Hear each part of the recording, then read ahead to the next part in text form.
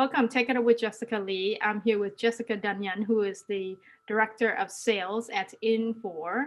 Jessica, welcome to the show. Hi, Jessica. It's so nice to be here with you today. Thank you. Great name, by the way. I know I like it as well. Now, you take care of the one area is the manufacturing sector. And what Infor does is software that helps these organizations. But I'm going to have you talk about it because I know that there's a lot of transformation happening, especially during this time. And it's an exciting time for you to help these manufacturers. Tell That's us. right. Sorry, thank you. Thank you so much. So you're right. I sell human capital management software to our process manufacturing vertical here at Infor. Infor is maybe the biggest enterprise software company that you've never heard of. We make ERP software for all industries, and really where we're getting our bread and butter is we've taken well-established ERP and well-established HCM applications and we rewrote them for the cloud. So powered by Amazon Web Services, who is, the Gartner leader in the Magic Quadrant for web services delivery for the past 10 years, is who Infor partnered with. And so we're really leading the market when it comes to the most secure applications in the market today. And when Infor started this journey more than 10 years ago by acquiring, a lot of different software companies, the first goal was to rise and get the ERP software applications leveled for the cloud and then take the HCM applications as well. And so we're really poised to take over the marketplace with HCM and WFM in manufacturing. We're already pretty well established in the healthcare and retail industries. And we do have quite a few manufacturing customers in HCM as well, but certainly are excited about the opportunities that are out there. I think of industrial companies and manufacturing, or chicken plants and all of those operations out there as places where they can really use technology and use the consultancy services that can help them and guide them to transform and really make a big difference. I was wondering if you could share with us an example of how you really go in and help a company and how does that help the employees? Sure, I'd love to do that. So, my background is in process manufacturing. For more than 10 years, I worked at Pepperidge Farm in operations manufacturing as a blue collar employee on the plant floor. And so, I worked a PM shift or a graveyard shift while I was doing my undergrad. And that's when I joined the technology workforce after I graduated from Utah State University.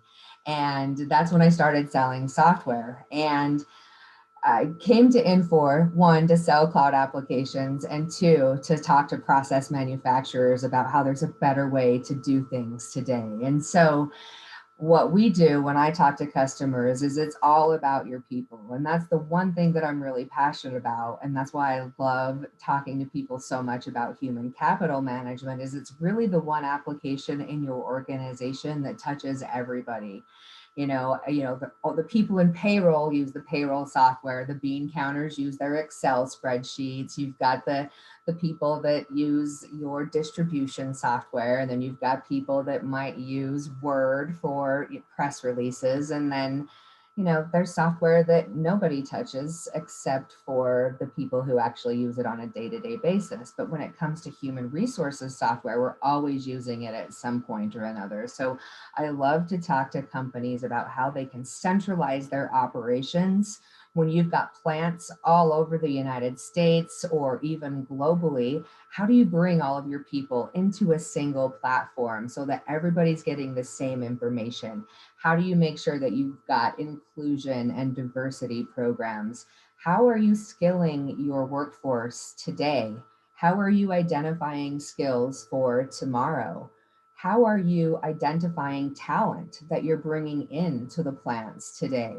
And more importantly, how are you identifying talent for 5 years down the road? What are you doing to help your C-suite execute their corporate strategy? And these are the conversations that HR leaders love to have, and a lot of them are using a lot of different siloed applications to solve those problems because it's what we do. We solve problems with paper, with pen, with files, with folders, with spreadsheets, however we can. And now we're getting into this type of a type of a reality with COVID where that's really what's driving our people strategy. And it's kind of put a lot of us behind the eight ball, so to speak, and we're really behind the game. So, when in manufacturing, it's critical to identify your talent, identify the skills that are needed for your next generation of strategy, whatever that is.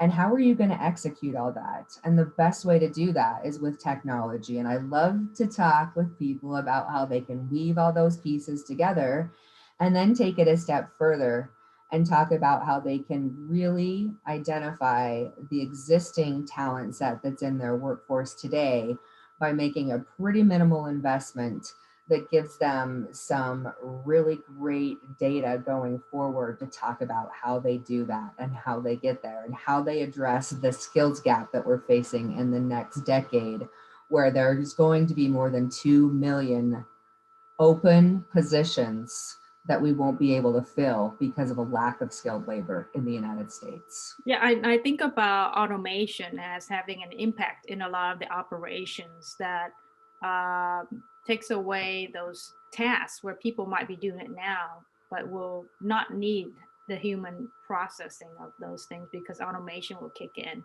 And so you do have to kind of help them to shift and retrain and put them in positions that they can add value while automation is taking over certain aspects of it. So that's an example where I guess you would use data to show where the jobs are shifting, what skills companies should help them to get trained on for the future. Absolutely that. And then to take it a step further, we would take data about your individual employees and identify skill sets that people could naturally fall into.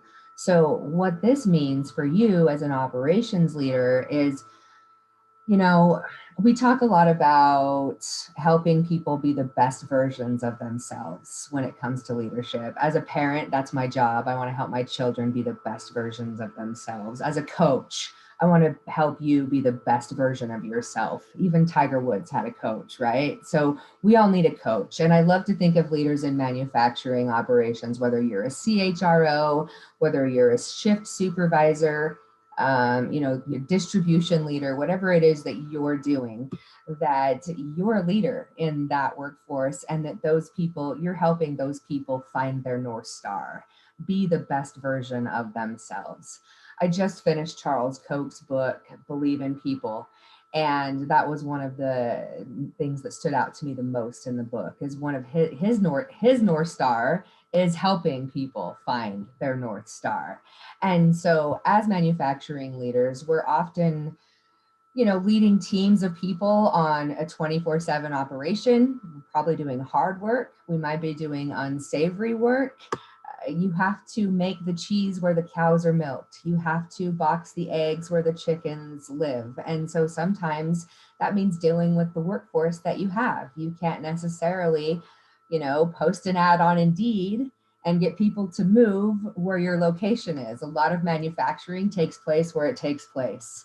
So, how do we skill up the workforce that we've already got in our plant today? The people that are there, the ones that are already inside of the door and that are vested in our company. A lot of times people will leave for 10 cents an hour more. So, what are you doing to give your employees a path up rather than a path out? And you can do that with this people science data that we've got that identifies these skill sets in your organization. And it gives you an opportunity to take either somebody who's already an operator who doesn't believe that they have maybe nobody ever believed in them before, and they don't believe that they could actually run the computer that runs the robotics. I mentioned I work at Pepperidge Farm, and when I first started there, we capped the Milanos by hand. And we put in a robotic system that picked up the caps and put them on the cookies, which eliminated a number of jobs, but it shifted some jobs around and it also eliminated some of the worst work in the world. I don't think anybody says that they miss doing that. That's But right. some of the operators were wary about, oh my gosh, I'm going to have to learn these computers. I'm going to have to learn these robotics. And guess what? They all rose to the occasion because they had somebody that believed that they could. So that's something that's really important. It takes a village. We're not done raising our children after they're 18, and you're not done with your workforce just because they worked there for a year and signed their training papers. What are you doing to point out people in your workforce who are introverts, who maybe English isn't their first language, but they're certainly a leader within their community? What are you doing to help people recognize that maybe they have an acumen for customer service? And even though they're driving a forklift in your operations right now, they would be really happy in your call center. And maybe they would be a fantastic call center manager. There's a skill set that's involved with that, right? So let's use data to identify those skill sets and let's give people in manufacturing career paths instead of treating them like warm bodies that we're desperate to have. And I know that that's the reality in manufacturing. I don't want to gloss that over. But let's treat them like people with career paths, because when you do, there are people who will rise up to the top and will absolutely engage in those. And then you have an employee for life at, at a wastewater treatment plant. Yeah, that's a At great point. 'Cause I think what you're talking about is the employee retention, right?